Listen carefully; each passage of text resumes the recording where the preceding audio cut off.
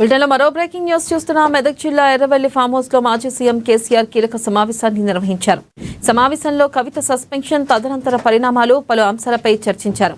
Farm house లోని అర్ధరాత్రి వరకు కీలక నేతలతో కేసీఆర్ మంతనాలు జరిపారు. ఇప్పటికే కవితపై బీఆర్ఎస్ నేతలు అందరూ విరుచుకుపడుతున్నారు.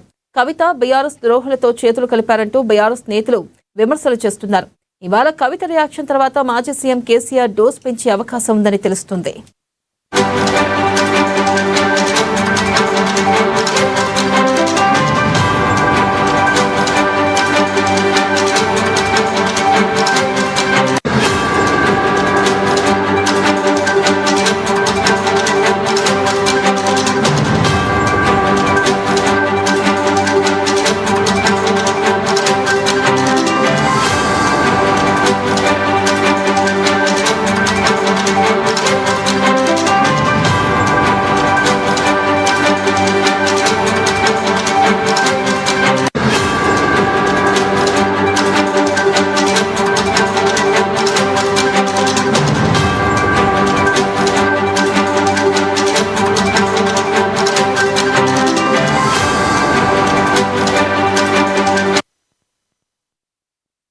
బ్రేకింగ్ న్యూస్ చూస్తున్నాం. మెదక్ జిల్లా ఎర్రవెల్లి ఫామ్ హౌస్ లో మాజీ సీఎం కేసీఆర్ కీలక సమావేశం నిర్వహించారు. ఇక ఈ సమావేశంలో కవిత సస్పెన్షన్, తదనంతర పరిణామాలు, పలు అంశాలపై చర్చించారు.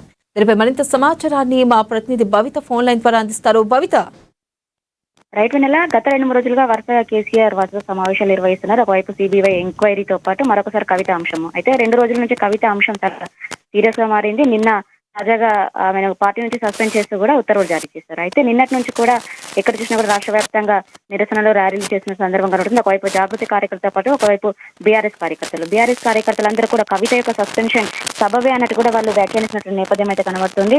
పూర్తి స్థాయిలో పార్టీకి కావచ్చు, పార్టీలో ఉన్నటువంటి నాయకులకు, ఇటు కేసీఆర్ కి మచ్చ తెచ్చే విధంగా పార్టీ గురించి, పార్టీని తక్కువ చేస్తూ మాట్లాడినటువంటి కవితకు ఇది సరైన శిక్షణ అన్నట్టు కూడా బీఆర్ఎస్ నాయకులందరూ కూడా భావిస్తున్నట్టు నేపథ్యం అయితే కనబడుతుంది. అయితే ఈ రోజు పూర్తి స్థాయిలో కవిత మరొకసారి ప్రెస్ మీట్ పెట్టి ఆమె యొక్క కార్యాచరణ చెప్పే అవకాశం కనబడుతుంది. ఇప్పటికే పార్టీ నుంచి సస్పెండ్ చేశారు కాబట్టి పార్టీ నుంచి సస్పెండ్ చేసిన తర్వాత బీఆర్ఎస్ పార్టీ ఎమ్మెల్సీగా కొనసాగుతున్నటువంటి కవిత ఎమ్మెల్సీ పదవికి రాజీనామా చేస్తూ పార్టీ సభ్యత్వానికి కూడా రాజీనామా చేయాలనే ఆలోచనతో కవిత ఉన్నట్టుగా తెలుస్తుంది. అయితే నిన్న కూడా పూర్తి స్థాయిలో బీఆర్ఎస్ పార్టీ కవితను బీఆర్ఎస్ నుంచి సస్పెండ్ చేసిన తర్వాత ఆమె సన్నిహితులు కావచ్చు, ఆమెతో జాగృతి కార్యకర్తలు కావచ్చు, గత కొన్ని రోజులుగా ఆమెతో సన్నిహితంగా ఉన్న వాళ్ళందరితో కూడా పూర్తి స్థాయిలో సమాలోచనలు చేసి ఎలా ముందుకెళ్లాలి, భవిష్యత్తు కార్యాచరణ ఏంటి అని పూర్తి స్థాయిలో ఆమె చర్చిస్తున్నట్టుగా తెలుస్తుంది. అయితే నిన్నటి నుంచి కూడా పూర్తి స్థాయిలో కవిత దిష్టి బొమ్మలు కూడా దగ్ధం చేసినట్టు నేపథ్యం కనబడుతుంది.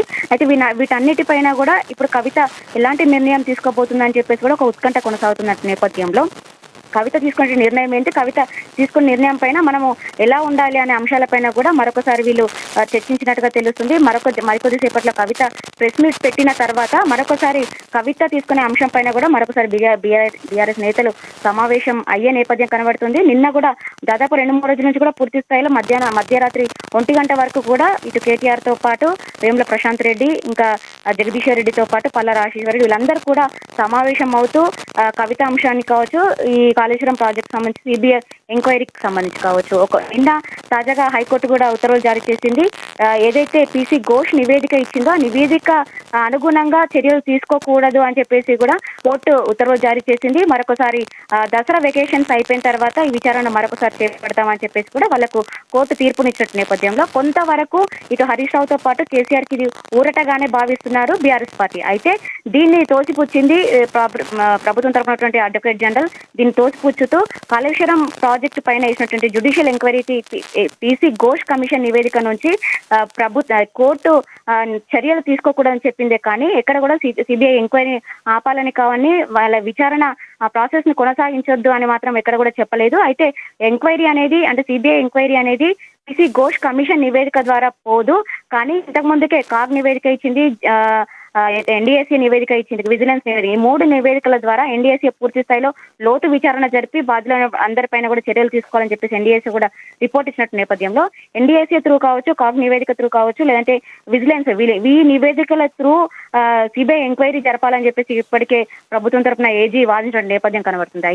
అయితే కాళేశ్వరం నివేదిక సంబంధించి పీసీ ఘోష్ కేవలం వాళ్ళపైన విచారణ జరుపుతారని చెప్పేసి ఇటు బీఆర్ఎస్ నేతలు భావించిన నేపథ్యంలో పీసీ ఘోష్ నివేదిక ఆధారంగా వీళ్ళు చర్యలు చేపట్టొద్దని చెప్పేసి మాత్రమే పిటిషన్ వేసినట్టు నేపథ్యంలో దానికి అనుగుగా కోర్టు నిన్న ఉత్తర్వులు అంటే తీర్పు ఇచ్చింది. అయితే ప్రభుత్వం మాత్రం సిబిఐ ఎంక్వైరీ మొదలు పెట్టాలని చెప్పేసి కూడా గతంలో బీఆర్ఎస్ ప్రభుత్వం ఏదైతే రాష్ట్రంలోకి సిబిఐ అనుమతి లేదంటూ కూడా ఒక జీవో జారీ చేసిందో దానికి అనుగుణంగా రాష్ట్రంలోకి సిబిఐని అనుమతిస్తూ ప్రభుత్వం నుంచి ప్రభుత్వ హోంశాఖ నుంచి కేంద్ర హోంశాఖకి లేఖ వెళ్ళింది. దానికి అనుగుణంగా కూడా కేంద్ర హోంశాఖ రిప్లై ఇచ్చింది. సిబిఐ ఎంక్వైరీ ప్రారంభించుకోవచ్చు కూడా వాళ్ళ అనుమతులు జారీ చేసింది. అయితే ఎప్పుడైనా కూడా సిబిఐ ఎంటర్ అయ్యే అవకాశం ఉన్న నేపథ్యంలో సిబిఐ ఎలా అంటే విచారణ కొనసాగిస్తుంది, మరొకసారి ఎవరెవరిని విచారణకు పిలిచే అవకాశం ఉన్న నేపథ్యంలో అసలు ఇటు న్యాయ నిపుణులతో కావచ్చు బీఆర్ఎస్ పార్టీ నేతలతో సమావేశమైనటువంటి కేసీఆర్ కొంత మేరకు అంటే కాళేశ్వరం పైన విచారణ కొనసాగిస్తే ఎలా ముందుకెళ్లాలి, ఒకవైపు కవిత ఈ 2 ఎపిసోడ్ల పైన సుదీర్ఘంగా చర్చలు జరుపుతున్నటువంటి విషయం అయితే కొనసాగుతుంది.